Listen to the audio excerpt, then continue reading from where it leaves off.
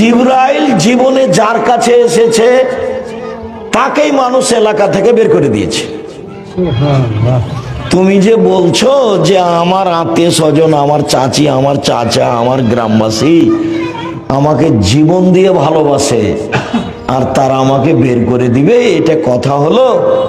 তো তুমি যে বিশ্বাস করো না, তো তোমাকে বলি জীবনে যার কাছে জিবরাইল এসেছে তাকেই বের করে দেওয়া হয়েছে। তো তোমার কাছে এসেছে, তোমাকেও বের করে দেবে। তো আমি ওই সময়তে বেঁচে থাকলে তোমাকে সহযোগিতা করতাম। তো এই হলো ওহির সূচনা। ইমাম বুখারী রাহিমাহুল্লাহ তার কিতাব শুরু করলেন ইসলাম ধর্মের সূচনা দিয়ে, ওহির সূচনা দিয়ে। তাতে তিনি একটা অধ্যায় উল্লেখ করলেন, বাবু কাইফা কানা বাদুল ওয়াহি ইলা রাসূলিল্লাহ সাল্লাল্লাহু আলাইহি ওয়াসাল্লাম। আল্লাহর রাসূলের নিকট কিভাবে ওহির আগমন হলো, কিভাবে ওহির আগমন হলো, এইটা হলো ইমাম বুখারীর বুখারী গ্রন্থে প্রথম আলোচনা। যদিও তিনি 4টা হাদিস পেশ করেছেন, তার একটা হাদিসেই মাত্র ওহির আলোচনা আছে, বাকি হাদিসে ওহির আলোচনা নেই। তবে ওহি সম্পর্কে কিছু কথা আছে 4টা হাদিসেই। কিভাবে ওহির সূচনা হলো, তো আমি কাইফা কানা বাদু ওহি এগুলো নিয়ে আলোচনা না করে সামনের দিকে যাই, তোমার ওস্তাজিরার সময়ে লম্বা আলোচনায় জানাবে কিভাবে ওহির আগমন আমাদের নবীর কাছে হলো। এইটা হলো ইমাম বুখারীর অধ্যায়, এইটাকে সামনে রেখে উনি কিছু বলবেন। তো অধ্যায়কে সামনে রেখে উনি একটা কোরআন মাজিদের আয়াত পেশ করলেন একবারে সূচনাতেই, বাবটা অধ্যায়টা উল্লেখ করেই একটা আয়াত, ইন্না আওহাইনা ইলাইকা কামা আওহাইনা ইলা নূহিন ওয়ান নাবিয়িনা মিন বাদিহি। নিশ্চয় আমি মুহাম্মদ সাল্লাল্লাহু আলাইহি সাল্লাম আপনার নিকট ওহী করেছি যেভাবে নূহ এর নিকট এবং নূহের পরবর্তী নবীগণের নিকট ওহী করেছিলাম। আপনার নিকট সেভাবেই করেছি যেভাবে অতীতের নবীগণের নিকট করেছিলাম। প্রথমত ইমাম বুখারী বলতে চাইলেন যে অতীতের নবীগণের কাছে যেগুলো ছিল সেইগুলো হাদিসের মতোই কথা ছিল, বা নবীর কথাগুলি অতীতের নবীর কেতাবের মাধ্যমে জিবরাইলের মাধ্যমে যা এসেছে তেমনি। এখানে ইমাম বুখারী ওহী মাতলুর আলোচনা করতে চাননি, যেগুলো জিবরাইল সরাসরি পড়েন, যার নাম কোরআন মাজিদ। এইটা ইমাম বুখারী এখানে বলতে চাননি, কেননা ইমাম বুখারীর উদ্দেশ্য কোরআন মাজিদ নিয়ে আলোচনা করা নয়। ইমাম বুখারীর লক্ষ্য উদ্দেশ্য হলো হাদিস নিয়ে আলোচনা করা। তো হাদিস নিয়ে যে আলোচনা করবেন, তো হাদিসের কথা বলবেন, অতীতের কোনো হাদিস দেখাবেন এখানে, তা না দেখিয়ে কি দেখিয়েছেন, একটা আয়াত দেখিয়েছেন। প্রথমে আয়াত দেখিয়ে বলেছেন যে অতীতের নবীর কথাগুলো ছিল ওহী হাদিস, আমার নবীর কাছে যেগুলো হাদিস হিসেবে এসেছে সেগুলো আল্লাহর বাণী, জিবরাইলের মাধ্যমে নবী বলেছে। তবে জিবরাইল এসে পড়েননি। তেলাওয়াত নয়। তো হাদিসের মান নবীর, আমাদের নবীর যে হাদিসের মান অতীতের নবীগণের কথারও সেই মান। অতীতের নবীগণের ওহির মান যা ছিল, আমাদের নবীর হাদিসের মান সেটাই। প্রথমত ইমাম বুখারী এই কথা বলতে চাইলেন। তারপরে যেটা বলতে চাইলেন সেটা হলো এই যে আপনার উপরে বিধান যেটা আল্লাহ দিয়েছেন সেই বিধানের সূচনা হয়েছে নূহ আলাইহিস সালামের উপরে। নূহ আলাইহিস সালামের আগে যারা ছিলেন তাদের উপরে কোনো বিধান ছিল না। পাপ করলে কি হবে, নেকি করলে কি হবে, কিভাবে সালাত, কিভাবে সিয়াম, এরকম বিধান নূহ আলাইহিস সালামের আগের নবীর উপরে ছিল না। যার কারণে তাদের কোনো বিধানও পাওয়া যায় না। যা পাওয়া যায় তা মোটামুটি নূহ আলাইহিস সালাম থেকেই পাওয়া যায়। তা আমাদের উপরে যেমন হালাল হারাম বিধান আছে, তো অতীতের নবী নূহ আলাইহিস সালামের উপরে তেমন হালাল হারাম বিধান ছিল। ওর পূর্বে কোন নবীর উপরে এরকম বিধান ছিল না। যার কারণেই ইমাম বুখারী আয়াতটা বাছাই করেছেন যে আপনার ওহী হলো নূহ আলাইহিস সালামের ওহীর মতো।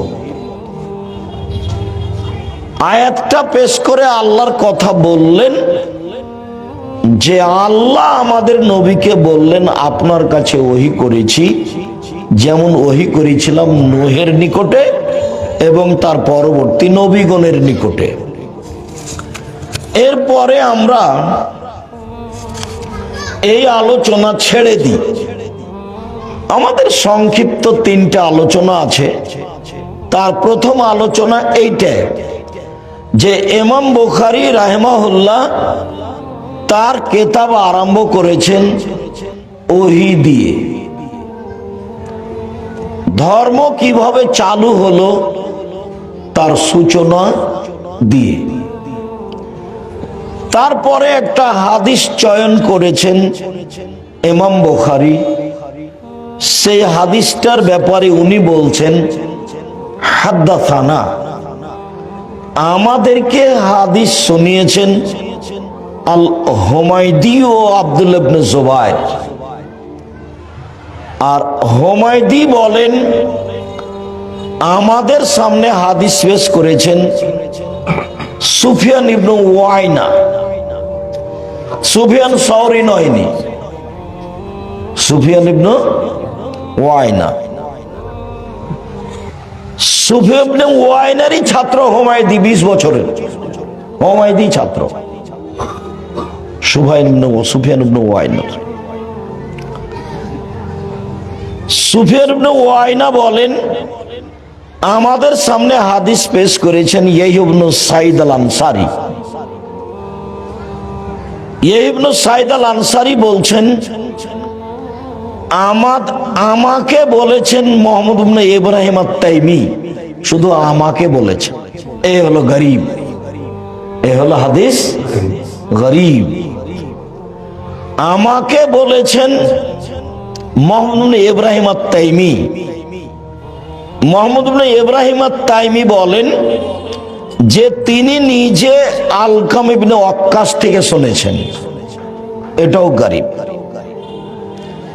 আলকাম ইবনে ওয়াক্কাস আল-লাইসি বলেন আমি উমর ইবনে খাত্তাবকে বলতে শুনেছি। এবার সাহাবীর কাছে চলে গেলেন। উমর ইবনে খাত্তাব বলেন মিম্বারের উপরে বক্তব্য দিতে গিয়ে, মিম্বারে উঠে বক্তব্য দিচ্ছিলেন, তখন তিনি বক্তব্যের কোন এক পর্যায়ে বললেন যে সামাইতু রাসূলুল্লাহ সাল্লাল্লাহু আলাইহি ওয়াসাল্লাম ইয়াকুল, আমি আল্লাহর নবীকে বলতে শুনেছি। তিনি বলছিলেন ইন্নামাল আমালু বিন্নিয়াত, নিশ্চয় মানুষের কর্ম নির্ভর করে তার নিয়তের উপর। আপ ভালো তো জগৎ ভালো, নিয়ত ভালো তো সব ভালো। এখানে আটকা পড়েছিল আটমুল মাদ্রাসার কিছু লোক যারা আশেপাশে থাকে। কেন কিভাবে তা আমার জানা নাই, জানা আমার প্রয়োজনও নেই। ইন্নামাল আমালু বিন্নিয়াত, মানুষের আমল নির্ভর করে কিসের উপরে?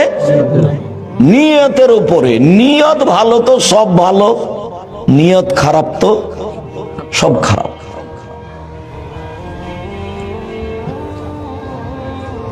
অনেক কথা হাদিস শেষ করি, তার দুই একটা বলি।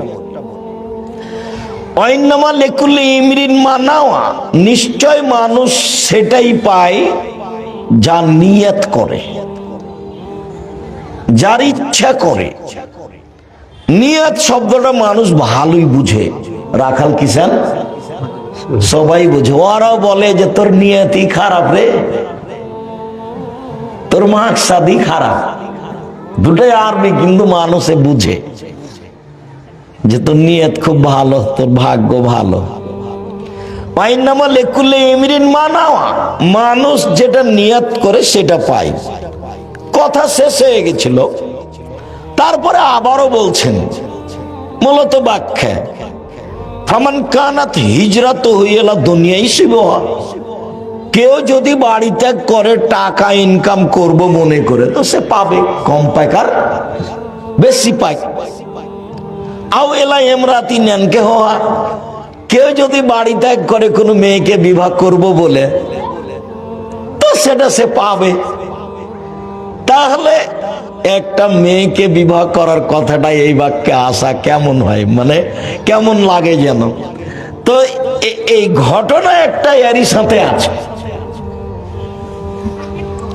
ঘটনা একটা, মক্কা থেকে লোক চলে গেছিল মদিনায় একটা মেয়েকে বিবাহ করার জন্য। সে লোক রাসূলের কাছে যে ইসলাম গ্রহণ করে, তখন ওই কথাটা এরই সাথে জমা ধরে গেছে। তো ফাই হিজরাত হিলা মা হাজারা ইলাইহি, অতএব মানুষের যেদিকে হিজরত হয়, বাড়ি ত্যাগ করা হয়, সেটাই সে পায়। ইব্রাহিম আলাইহিস সালাম বলছেন, আমি আমার প্রতিপালকের উদ্দেশ্যে দেশ ত্যাগ করলাম, মানে আর আমি ইরাকে থাকবো না, ইরাকে আর আমি থাকবো না। ইরাকের লোক আমাকে আগুন দিয়ে জ্বালিয়ে দিতে চায়, তো আমি এখন হিজরত করব, দেশ ত্যাগ করব, থাকবোই না দেশে। তো এখনই চলে যাবেন উনি ফিলিস্তিন, ইরাক ত্যাগ করে। তো যে যেটার ইচ্ছা পোষণ করে আল্লাহ তাকে সেটা দিয়ে দেন সময়ের গতিতে। প্রথমে দু একটা বলি বর্ণনাকারীদের পরিচয়। প্রথম আলোচনা যে ইমাম বুখারী আল হুমায়দিকে চয়ন করলেন কেন, হুমায়দি থেকে বর্ণিত হাদিস চয়ন করলেন কেন। কোরআন মাজিদ কুরাইশ বংশের এতে কেরাতে লেখা আছে। কোরআন মাজিদ কার কেরাতে লেখা আছে? কুরাইশ বংশের। কেরাত তো সবাই বুঝবেন না, মানে আরবি পড়ার যে অক্ষর। তো একই অক্ষর চাঁপাই নবাবগঞ্জের লোকেরা বলছে যে কুণ্ঠে গেছিলি, কত ভারী করে বলছে, দন্তান্ন ঠকে এক জায়গাতে বলছে।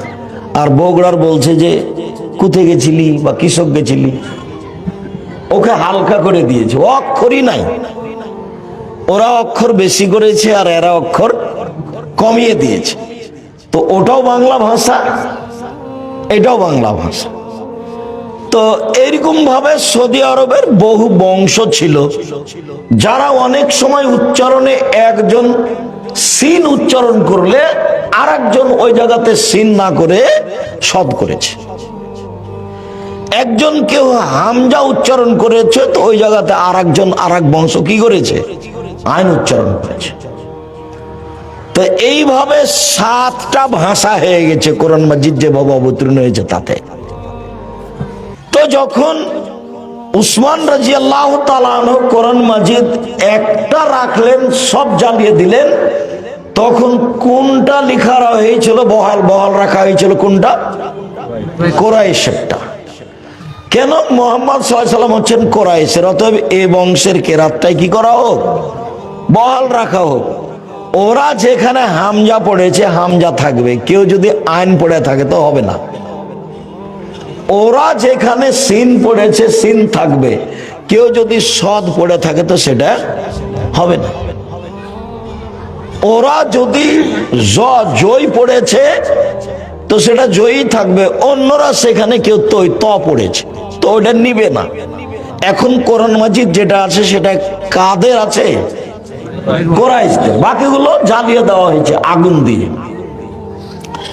তো ইমাম বুখারী বলছেন যে অত্র হাদিসে 5 জন রাবী আছে, 2 জন হলো মদিনার আর মক্কার, আর 3 জন হলো মদিনার। প্রথম 2 জন হলেন মক্কার, আর শেষের 3 জন হলেন মদিনার। তো হুমায়দি মক্কার এবং কোরাইশের। হুমায়দি হচ্ছেন মক্কার বাসিন্দা এবং কোরাইশ বংশের।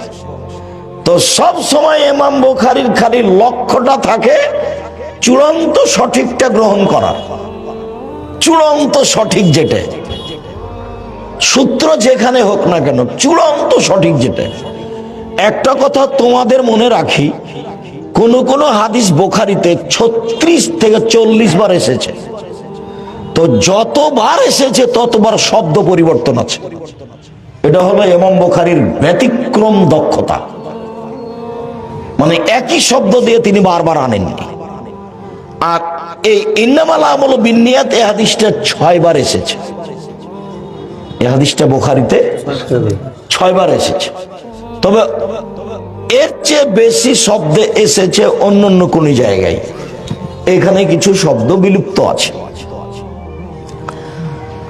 তো হাদিস শাস্ত্র যেটা কোরাইশ বংশের সে লোক দিয়ে তিনি গ্রহণ করেছেন এবং মক্কার।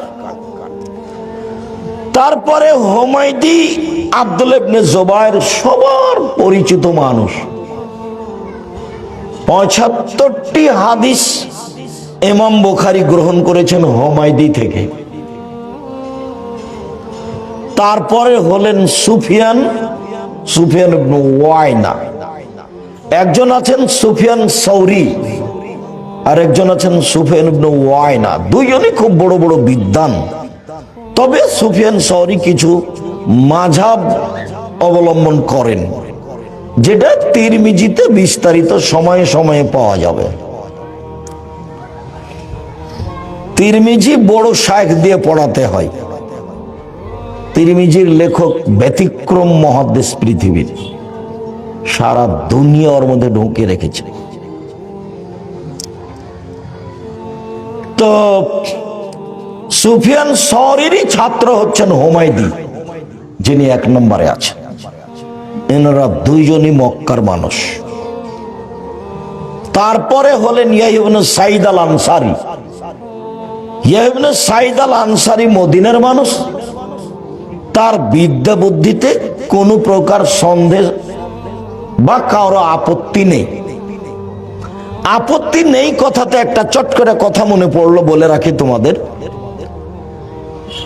বর্ণনাকারীদের কোন চরিত্র, কারো যদি এমন কোন চরিত্র প্রমাণ পেয়েছে যে স্টলে বসে চা খেতে থেকেছে, মানুষের সাথে বসে চা খেয়েছে, এটাকে বলা হয় খেলাফুল মুরুয়াত, ভদ্রতা বিরোধী কর্ম। এরকম আচরণ যদি কোনো বিদ্বানের থেকেছে, ইমাম বুখারী তার হাদিস নেননি। ভদ্রতা বিরোধী কর্ম। হাদিস পড়ান যিনি, তিনি এখানে স্টলে বসে চা খাবেন, এই শিষ্টাচার, এই অভ্যাস, এই আচরণ তাকে ছাড়তেই হবে।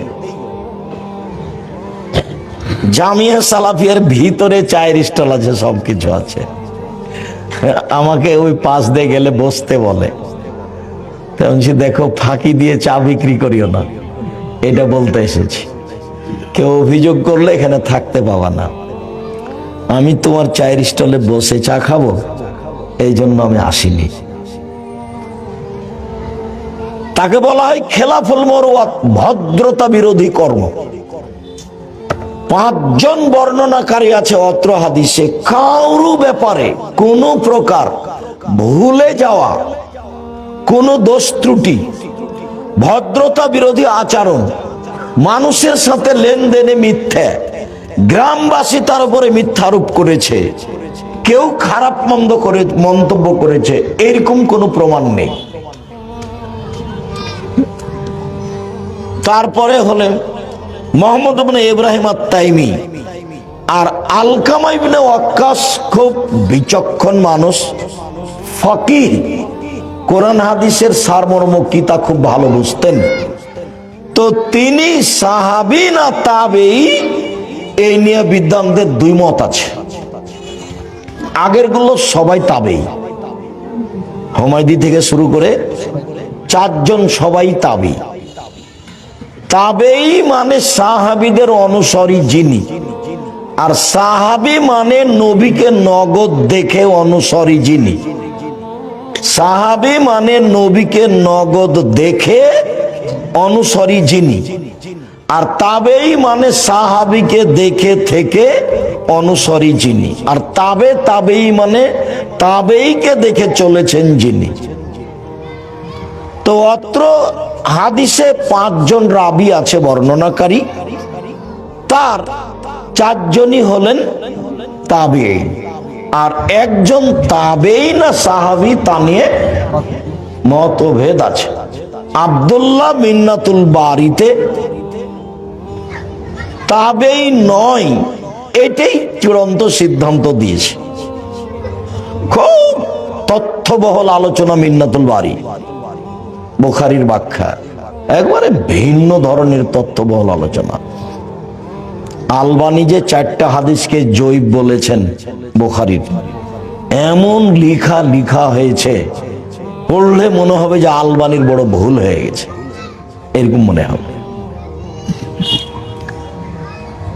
তো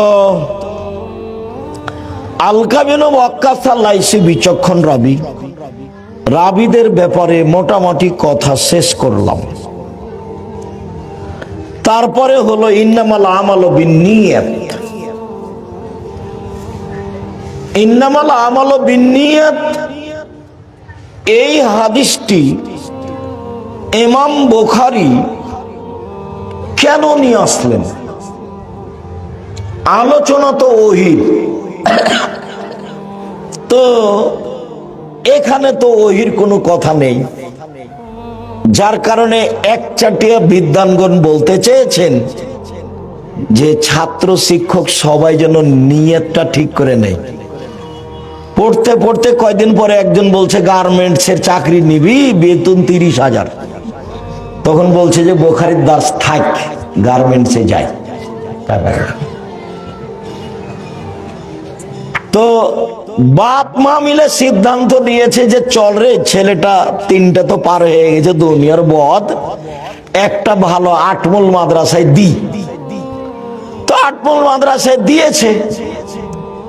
তো 2-4 মাস পরে খালা বলছে, ছেলেটার খালা, তোর মা বুঝে তোকে নষ্ট করার জন্য দিয়েছে, তোর কত মেধা ভালো, তোকে যদি এতে বগড়া ক্যাডেট স্কুলে ভর্তি করতো তাহলে তোর কত শোনো হতো, কত কি করতি, ইঞ্জিনিয়ার হয়ে একটা বড় ডাক্তার হয়ে শয়তান হতি। প্রতারক। তো এভাবে খালা বারবার বলেছে, তখন খালাকে গিয়ে বলছে, তার খালা আবার ওর মাকে ধমকালছে, তখন ওর খালু আবার বলে তুমি জাগাবো না, ছেলেটা ওখানে দাও।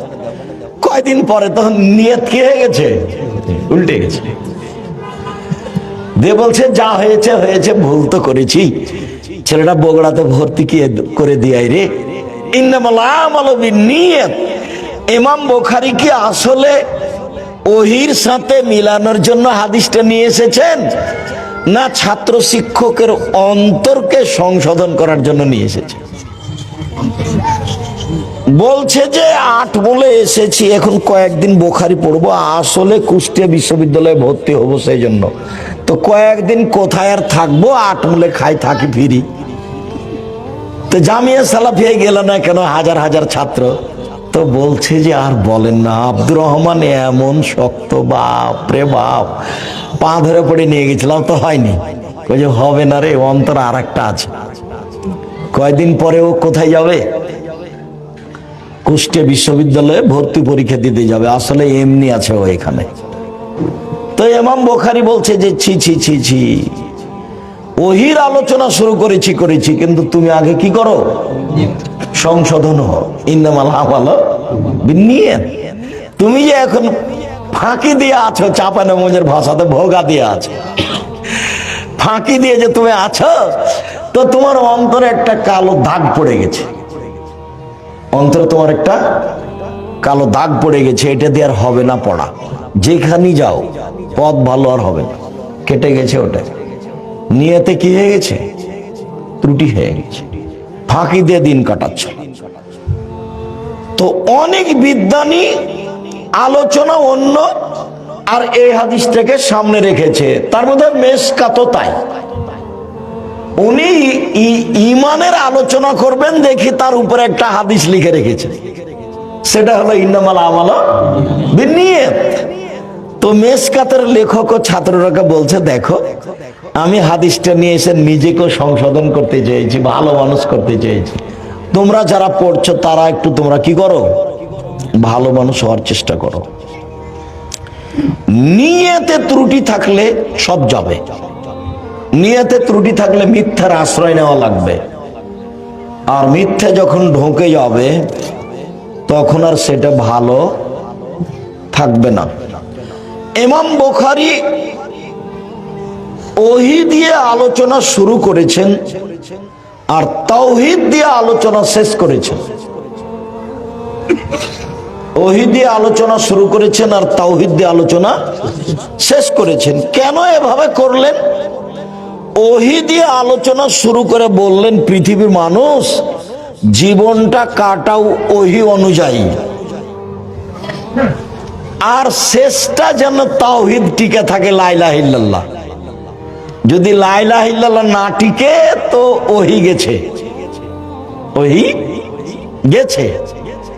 তো এতদিন তো আমল করলে ওহী অনুযায়ী, তো শেষেরটা যেন তাওহীদের উপরে থাকে। মান কানা আখিরু কালামি লা ইলাহা ইল্লাল্লাহ ফাদাখালাল জান্নাহ। কারো যদি বাক্য হয় শেষ কালেমা লা ইলাহা ইল্লাল্লাহ, তো সে জান্নাতে চলে গেছে। তাহলে তাওহীদ আছে। সেই জন্য ইমাম বুখারী ওহী দিয়ে আলোচনা শুরু করলেন আর তাওহীদ দিয়ে শেষ করলেন। কেন? ওহী হলো অন্তরের বিষয়, ওহী হলো অন্তরের বিষয়, আর তাওহীদ হলো বাস্তবতার বিষয়। ওকে বলতে হবে লা ইলাহা ইল্লাল্লাহ। অন্তরে ত্রুটি থাকলে ওহী কেটে যাবে। সেই জন্য ইমাম বুখারী ওহী দিয়ে শুরু করেছেন আর তাওহীদ দিয়ে শেষ করেছেন। ইমাম বুখারী ওহী দিয়ে শুরু করে বলেছেন, দেখো যার যত নিয়ত ভালো তার তত আমলের ওজন ভালো। তাই ওহী দিয়ে শুরু করে ওজন দিয়ে শেষ করেছেন, তাওহীদ দিয়ে শুরু করে ওজন দিয়ে শেষ করেছেন। শেষ হাদিসটা কিসের? কালিমাতানে সাকিলাতানে খাফিফাতানে ফিল মিজানে, দাড়ি পাল্লা দিয়ে করেছেন। তার মানে যার নিয়ত যত ভালো তার দাড়ি পাল্লাতে নেকি তত ভারী, তত ভালো।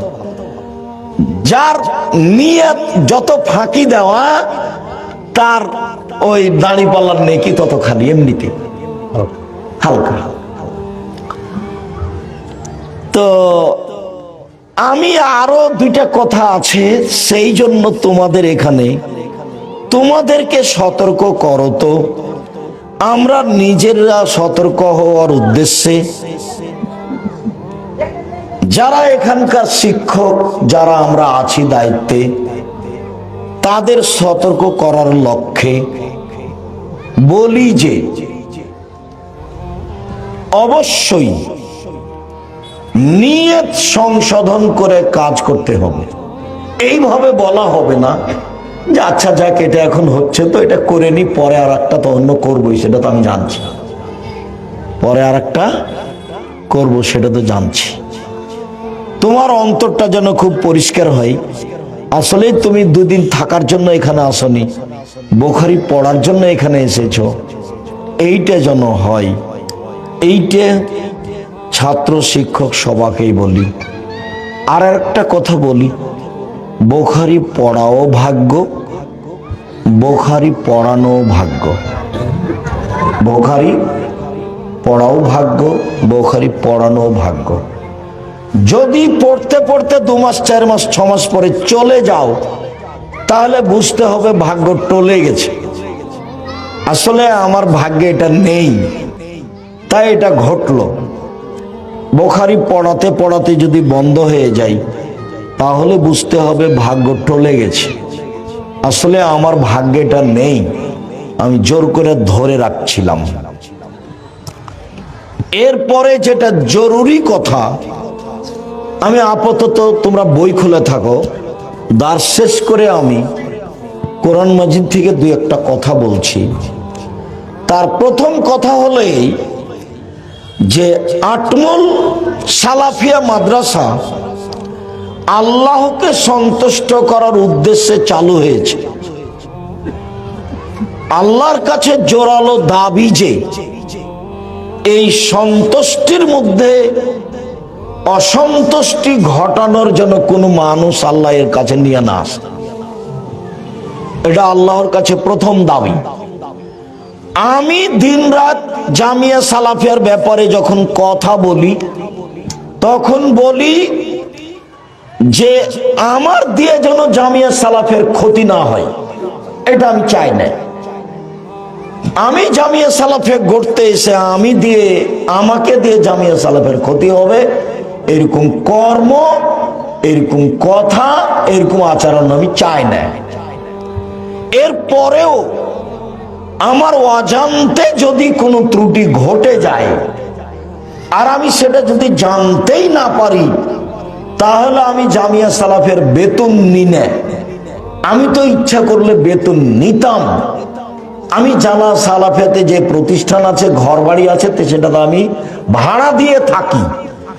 তো যেহেতু আমি জামিয়া সালাফের কোনো সুবিধা ভোগ করি না, বেতনও নি না, তা আমার অজান্তে যদি কোনো ত্রুটি ঘটে যায়, তাহলে ওইটা তুমি আমাকে বিনিময় হিসাবে গ্রহণ করে পার করে দিও, জামিয়া সালাফের জন্য ক্ষতি না হয়।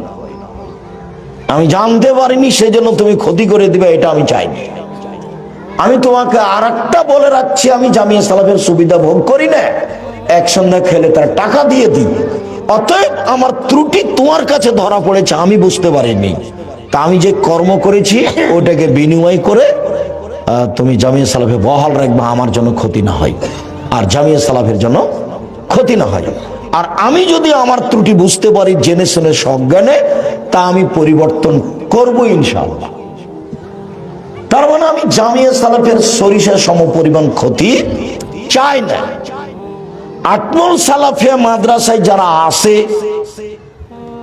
কোরআন হাদিস শুনতে, যারা আসে টাকা পয়সা দিতে, যারা আসে প্রতিষ্ঠান দেখতে, তাদের ভিতরে সামান্যতম আল্লাহকে সন্তুষ্টি করা ছাড়া আর কোনো যেন উদ্দেশ্য না থাকে।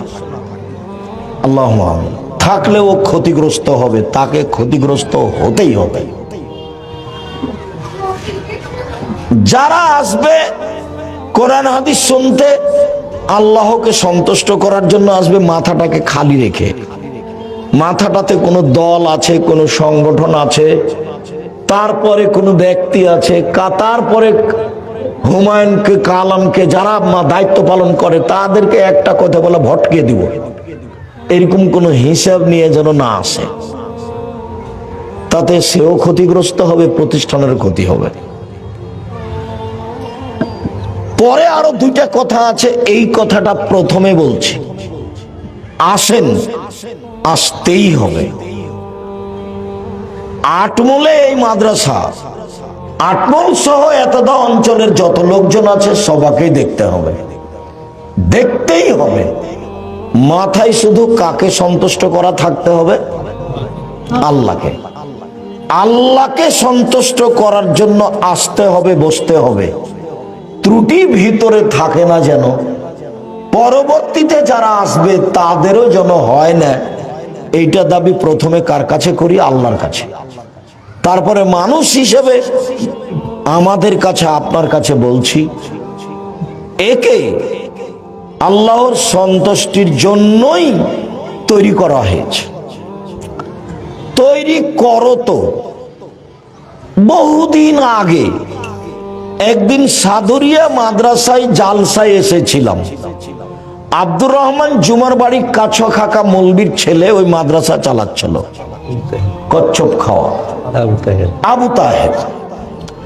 সেখানে গিয়ে দুইজন মানুষ দেখা করেছিলেন, নূর মোহাম্মদ মাস্টার আর খয়বার হাজি আব্দুর রাজ্জাক। আটমূলে একটা মাদ্রাসা করতে হবে। তখন আমি বললাম আপনি কি করেন আর আপনি কি করেন, তো তাদের পরিচয় দিল। তো সেইখানে কিছু বৈঠকে কথা হলো। তারপর একদিন আসলাম, তাহলে এইখানে মাদ্রাসা করতে হবে। আসি, খাই, খালি কার বাড়িতে? এই কার বাড়িতে খাই? নূর মোহাম্মদ। আর নূর মোহাম্মদ সর্দার, নূর মোহাম্মদ সর্দার হলেন নানা, মানে বলি আমরা নানা, আর ওনার স্ত্রী হলেন নানি। তো নানা আর নানি, নানির বাড়ি রান্না বান্না খাই আর এই গল্প করি আর সময় কাটাই যে কিভাবে মাদ্রাসা করতে হবে। গড়তে ভাবতে ভাবতে ভাবতে পরবর্তীতে আরো আয়সা যোগ হলো। যারা তব ভাই আসলেন, আরো যারা আলাউদ্দিন লতিফ মাস্টার, আব্দুল লতিফ মাস্টার, ওনারা সব আসলেন, দিয়ে 5-6 জন হয়ে গেল। সূচনা হলো 2 জন দিয়ে, বৈঠক 2-3টা হলো 2 জন দিয়ে, আর আমি আছি ফাও, এমনি আমিও আছি একবারে সূচনা থেকে প্রথম দিন। তো ঠিক আছে, করা লাগবে। সিদ্ধান্ত হলো, শিক্ষক ঠিক করলাম আবুল কালামকে, আর একজন কি নাজমুলকে দিও, ওকে পাঠালাম এখানে। হ্যাঁ, নাজমুলকে আগে পাঠালাম, দিয়ে চালু করা হোক। কোনটা? ঘরের 2 তলাতে ছাত্র থাকছে না ঘরে, ওটা চালু করা হবে। জি, বাকি ইতিহাস লাগবে না, শুধু সূচনাটা এই যে দারুল উলুম দেওবন্দ একজন মৌলানা কাসেম নানদবী চালু করেছিলেন একটা চাল দিয়ে। দারুল উলুম দেওবন্দে একটা চাল আর 6টা খুঁটি। কাসেম নানদবী হলেন পরিচালক, শিক্ষক, আর হুসাইন আহমদ মাদানী হলেন ছাত্র। যে হুসাইন আহমদ মাদানী 50 বছর যাবত, 45 বছর যাবত বুখারী পড়িয়েছে। তো 6 জন ছাত্র দিয়ে চালু। আর একটা কথা আছে যেটা আমি বিশ্বাস করি না, সেটা বিদাতি কথা, যে কাসেম নাদর স্বপ্নে দেখলেন, তারপর এখানে এসে এই জায়গাটাতে এর নাক দিয়ে টানেন, শ্বাসটান, খালি গন্ধ আছে, খালি সেন্ট আছে, সেন্ট আছে। কিসের সেন্ট রে? হাদিসের সেন্ট। বলে মাদ্রাসা খুলতে হবে। এইগুলো কথা ঠিক নয় বলে আমি মনে করি। তো উনি চালু করেছিলেন একটা চাল দিয়ে, দেওবন্দ একটা চাল দিয়ে 6টা খুঁটি দিয়ে চালু হয়। তো এটাও সেভাবে চালু হয়েছে। কোনো দিন তারা ভুল অক্ষরে কাসেম নাদবীকে ভুলেনি। নবী নয় যে নবী বলে ডাকে। কোনদিন তারা হুসাইন আহমদ মাদানীকে ভুলেনি, নবী নয় যে নবী বলে ডাকে। আমি আসলে বলিনি যে হুসাইন আহমদ মাদানী শিরক করেছেন। জজ আমাকে যখন বলল সিলেট সুনামগঞ্জ কোর্টের, ও ভুল বলল, কিন্তু আমাকে কথা বলা নিষেধ করা আছে, তাই আমি বলতে পারিনি। আমি বলেছি যে এটা শিরক, এটা শিরক, এটা শিরক। হুসাইন আহমদ মাদানী যেখানে ডালিম গাছের নিচে বুখারী পড়াতেন, পরবর্তী শিক্ষকেরা বলতেন যে বরকতের জন্য ডালিম গাছের নিচে বুখারী পড়তে যেতে হবে একদিন। আমি বলেছি এটা শিরক। কথা বুঝতে পারোনি? আমি বলিনি যে হুসাইন আহমদ মাদানী মুশরিক, এ কথা আমি বলিনি। আমি বলেছি যে হুসাইন আহমদ মাদানী ডালিম গাছের নিচে বুখারী পড়াতেন, পরবর্তীতে যেসব বিদ্বানেরা বলেছেন যে বরকতের জন্য একদিন কোথায় বুখারী পড়াতে যেতে হবে? ডালিম গাছের নিচে। আমি এটাকে শিরক বলেছি। তো জজ আমাকে বলছে, ছাত্তা মসজিদের ওখানে জজ আমাকে বলছেন যে আপনি বলেছেন হুসাইন আহমদ বান্দারি মুশরিক। তা আমি কেউ এখন তার বলতে পারি না যে না আপনি ভুল বলছেন, কেননা উকিল আমাকে বলেছে যা বলবেন মুখ খুলবেন না, যা বলবে খালি আপনি শুনবেন। এদের নাম জজ, হাকিম। হাকিম নড়ে তো হুকুম নড়ে না, একটা ঘটে যেতে পারে। তারা কোনোদিন স্মরণে তাদেরকে ভুলেনি। তাদের একটা দুয়া বরকত আছে, যখনই ভিন্ন কিছু ঘটবে তখন আল্লাহর অসন্তুষ্টি নেমে আসবে। যখনই আল্লাহর অসন্তুষ্টি নেমে আসবে তখন আপনার শত চেষ্টা ব্যর্থ হবে, শত চেষ্টা ব্যর্থ হবে। আর আরেকটা কথা, যে কাজের জন্য লাগে অধিকার। যেমন আমরা তব ভাইয়ের ছেলেকে পূর্ণ অধিকার দিয়ে রেখেছি, বাবা তুমি প্রতিষ্ঠানটা দেখো, ভাবো, চিন্তা ভাবনা করো, প্রতিষ্ঠান ভালোভাবে গড়তেই হবে। তো স্বাধীনতাই চেয়েছে মুসা আলাইহিস সালাম ফেরাউনের কাছে গিয়ে। স্বাধীনতার খুব দাম। একবারও বলেননি মুসা ফেরাউনকে যে ইসলাম কবুল করে, ইসলাম গ্রহণ করেন, বলেন এক আল্লাহ, বলেন এক আল্লাহ, এই কথা মুসা বলেননি। দেখেন 1 মিনিট বলি, এই চলো এক, চুপ থাকো। মুসা আলাইহিস সালাম আল্লাহ যখন মুসাকে বললেন যে ফেরাউনের কাছে যান আপনি, তো মুসা বললেন যে আমি সাবলীল ভাষায় ভালো করে কথা বলতে পারি না। তখন আল্লাহ বললেন যে আমি ওটা ঠিক করে দিচ্ছি, আপনি বলেন রব্বি ইশরাহ লি সাদরি ওয়া ইয়াসসির লি আমরি ওয়াহলুল উকদাতাম মিন লিসানি ইয়াফকাহু কাওলি। যেতে হবে, যান, আমি ওটা ঠিক করছি।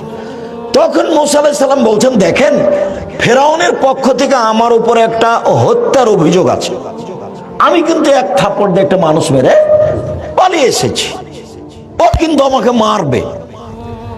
তখন আল্লাহ বলছেন যে ঠিক আছে, আমি আপনার সাথে আছি,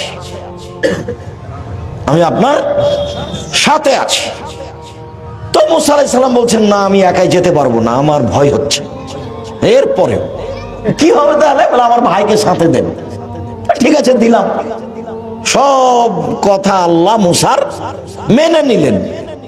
এইবার দুজন চলে এসেছেন ফেরাউনের কাছে, ফিরআউনা ফাকুলা, দুজন এসে বলছেন ইন্না রাসূল রাব্বিল আলামিন, আমরা হচ্ছি বিশ্ব জগতের প্রতিপালকের পক্ষ থেকে রাসূল। আন আরসেল মানা বানি ইসরাইলা, বানি ইসরাইল আপনাদের দাস দাসী হিসাবে আছে, ছেড়ে দেন। আব্দুল্লাহর বক্তব্যই এটা, গোলাম হয়ে জাতির কাছে বসবাস করতে রাজি নই, গোলাম হয়ে একদিন বাঁচতে চায় না। মুসা বলছেন যে আমার সম্প্রদায়কে ছেড়ে দিতে হবে। আগে তো এসে বলবে বল লা ইলাহা ইল্লাল্লাহ বল, এই কথা না বলে কি বলছেন, আমার লোকজন ছেড়ে দেন। যুগ যুগ ধরে মুসা আলাইহিস সালামের সম্প্রদায়ের বানি ইসরায়েলেরা দাস দাসী হিসেবে আছে। সারাদিন পুরুষকে কাজ করে নেই, বা যখন তখন পুরুষদের হত্যা করে, আর বানি ইসরায়েলের নারীদের সাথে অন্যায় করে এবং বাড়িতে দাসী হিসাবে রাখে। শতাব্দীর পর শতাব্দী, শতাব্দীর পর শতাব্দী, কাল কাল ধরে চলছে। তো মুসা আলাইহিস সালাম বলছেন ছেড়ে দেন এদেরকে। তো এই কথা বলতে ফেরাউনের খুব ব্যাঘাত, আতে ঘা লেগেছে। তখন ফেরাউন বলছে আলাম নুরাব্বিকা ফিনা, কি ব্যাপার, তোমাকে আমি লালন পালন করিনি ওয়ালিদান শিশুকালে, অলাবেস্তা ফিনা নুমরেকা সিনিনা, তুমি বহুদিন আমার মাঝে ছিলে না, আমার সামনে এসে এভাবে কথা বলো, মানে আমার লোকজনকে ছেড়ে দেন, এই কথা তো যেমন তেমন নয়, মুখের ওপরে বলা, লিখিত ভাবেও নয়, স্মারকলিপি নাই এখানে, নগদ ছেড়ে দেন। তখন ছোট থেকে শুরু করেছে ফেরাউন তাকে, তোমাকে আমি লালন পালন করিনি, তুমি আমার বাসায় বহুদিন ছিল না, তুমি একটা কর্ম করেছো, যা তুমি করেছো, তুমি তোমার কর্ম করেছো, এক থাপ্পড়ে মানুষ মেরেছো, ওয়া আনতা মিনাল কাফিরিন, তুমি বড় অকৃতজ্ঞ। এটা মুখের উপরে ফেরাউন বলল মুসাকে। মুসা বললেন একটা, ফেরাউন বলল আরেকটা। তো এইবার মুসা বলছেন যে কালা ফাল তুহা এদাম ওয়ানা মিনাদ দাল্লিন, হ্যাঁ আমি এক থাপড় দিয়ে মানুষ মেরেছি, তখন আমি ভ্রান্ত পথে ছিলাম। ফারাত্তু মিনকুম, তোমার ভয়ে আমি দেশ ছেড়েছি। লাম্মা খিফতুকুম, যখন তোমার আশঙ্কা তোমাকে মারবা। ফাওয়াহাবা লি রাব্বি হুকমান, আমার প্রতিপালক আমাকে জ্ঞানে গুণে পূর্ণ করেছেন। ওয়া জাআলানি মিনাল মুরসালিন, আমাকে নবী করেছেন। ওয়া তিলকা নিয়ামাতুন তামুন্নুহা, আর এই যে তুমি বললে ছোট থেকে লালন পালন করেছি, এই করেছি, তুমি আমার প্রতি অনুগ্রহ করেছো, অনুগ্রহ করে তুমি খোটা দিয়েছ। আনাবাত্তা বানি ইসরাইলা, এই সুবাদে তুমি বানি ইসরাইলকে দাস দাসীতে পরিণত করেছ। তুমি বড় উদ্ধত স্বৈরাচার সীমা লঙ্ঘন করেছ। এটা মুসা আলাইহিস সালাম বললেন। যখন বললেন যে তুমি উদ্ধত স্বৈরাচার সীমা লঙ্ঘন করেছ, তখন ফেরাউন হত্যার সিদ্ধান্ত নিল। যা হলো হলো। তো কাজের জন্য স্বাধীনতা লাগে, আর একজন যদি এসে হাত খেলায় তাহলে সে কাজ কখনো সুন্দর হবে না। প্রত্যেকটা মানুষ যারা কিছু করতে চায় তারা যেন জাতির কাছে স্বাধীনতা নেয়। স্বাধীনতা না থাকলে কিছু করতে পারবে না। এটা এক। প্রথমত, ভুল কিছু করলে আল্লাহ অসন্তুষ্ট হলে একটাও টিকবে না। দুই, সূরা ইউসুফে আছে যে যখন ইউসুফ আলাইহিস সালামের কাছে সরকারিভাবে লোক পাঠানো হলো যে আপনাকে সরকার ডেকে পাঠিয়েছে আর আপনাকে জেলে থাকতে হবে না, তখন ইউসুফ আলাইহিস সালাম বললেন না, আমি জেল থেকে বের হব না যতক্ষণ পর্যন্ত জুলাইখা জাতির সামনে না বলেছে যে অন্যায় আমি করেছি, ইউসুফ করেনি। জুলাইখাকে জাতির সামনে কি বলতে হবে? অন্যায় আমি করেছি, ইউসুফ করেনি। তো আমাদের নবী তো যা বললেন যে ইউসুফের ধৈর্য আমার চেয়ে কত বেশি, যে ও বলছে যে আমি জেল থেকে বের হব না। আমি যদি থাকতাম তাহলে লোকজনকে বলতাম চলো চলো চলো, আমাকে বের করে নিয়ে চলো, সরকারের কাছে যাই। আমাদের নবী মুহাম্মদ সাল্লাল্লাহু আলাইহি ওয়াসাল্লাম বলছেন। তো ইউসুফ তো বের হলেন না। তো ইউসুফ এখন বলছেন যে কেন আমি বের হলাম না?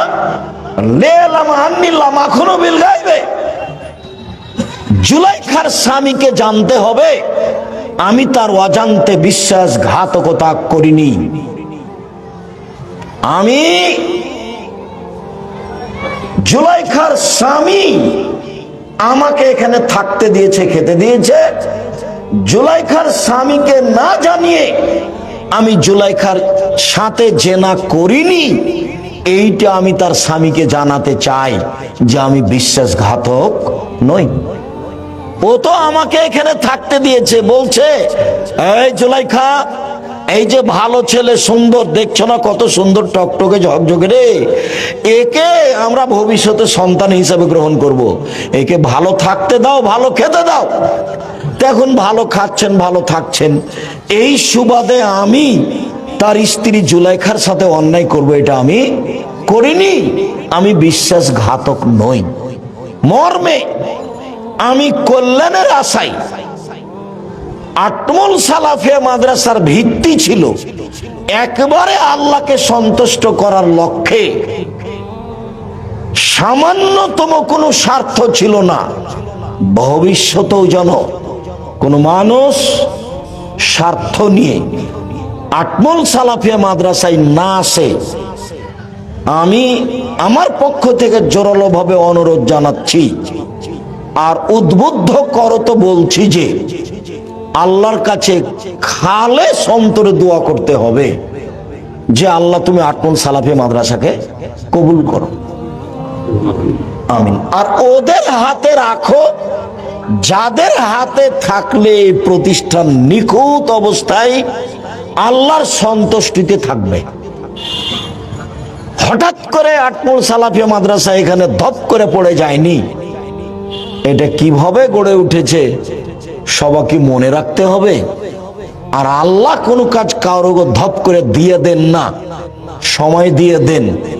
দীর্ঘ সময় ধরে আল্লাহর সন্তুষ্টিতেই যারা চেষ্টা চালিয়েছে তারা এ পর্যন্ত নিয়ে এসেছে। যারা চেষ্টা চালাচ্ছে তারা অনেক পর্যায়ে পৌঁছে দিয়েছে, ভবিষ্যতে আরো ভালো থেকে ভালো পর্যায়ে পৌঁছার চেষ্টা করবে ইনশাআল্লাহ। মর্মে প্রত্যেক ব্যক্তিকে অন্তরটা পরিষ্কার, ইন্নামাল আমালু বিন্নিয়াত, এই হাদিসের প্রতি আমল করো তো আল্লাহকে সন্তুষ্ট করার আশায় প্রতারণা বিশ্বাসঘাতকতা অন্তরে না নিয়েছে, একমাত্র খালেস অন্তরে কাজ করতে হবে। আল্লাহ সন্তুষ্ট থাকলে কাজ হবে ইনশাআল্লাহ। আজ যা আছে 5 বছর 10 বছর পরে এর চেয়ে আরো অনেক বেশি হয়ে যাবে। মর্মে বলি শেষে এসে, আল্লাহ যারা খালেস অন্তরে এই প্রতিষ্ঠান গড়ে চলে গেছে তুমি তাদের কবরের শাস্তি মাফ করে দাও। আমরা ছাত্ররা শিক্ষকেরা তাদের পরবর্তী উত্তরসূরি হিসাবে আছি।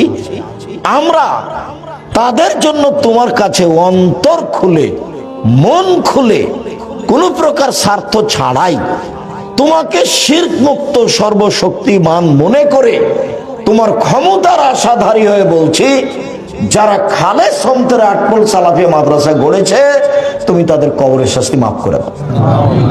তুমি তাদের কবরকে প্রশস্ত করো, তুমি তাদের কবরকে আলোকিত করো। আমরা যারা এলাকাবাসী দেশবাসী আছি, আমরা যারা এলাকাবাসী দেশবাসী আছি তারা সবাই যেন আল্লাহকে সন্তুষ্ট করার আশায় খালেস অন্তরে আটল সালাফিয়া মাদ্রাসায় দান এবং সহযোগিতায় পরামর্শে থাকি। আল্লাহ তুমি এই তৌফিক দান করো। এই তৌফিক দান করার দাবি জানিয়ে উপস্থিত বৈঠকি দান যারা এখানে ছেলেরা আছি